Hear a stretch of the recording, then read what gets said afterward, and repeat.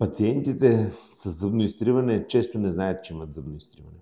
И тъй като зъбното изтриване никога не води до нужда от спешна намеса, т.е. не води до болки, от които пациента страшно много да страда, обикновено те разбират за това зъбно изтриване, когато попаднат при зъболекар, който им посочи въпросния проблем.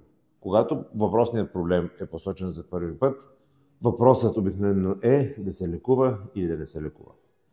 Тук трябва да бъдат разгледани двете опции. А не се лекува, какво ще последва, какви ще бъдат усложненията и какво ще се случи, ако това зъбно изтриване остане нелекувано.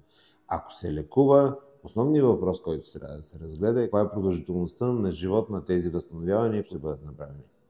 Зъболекарите и пациентите често имат тенденция да неглижират този въпрос, тъй като пациентите си мислят, че възстановяването им ще траят общо взето до живот, а зъболекарите в по-голямата част от случаите знаят колко ще изкарат тези възстановявания, тъй като причините, които са довели до разрушаване на зъби, продължават да действат и след това.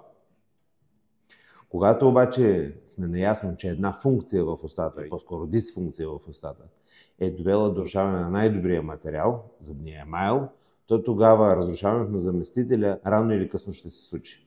Обикновено въпросът е как и кога ще се прояви това разрушаване на заместителя.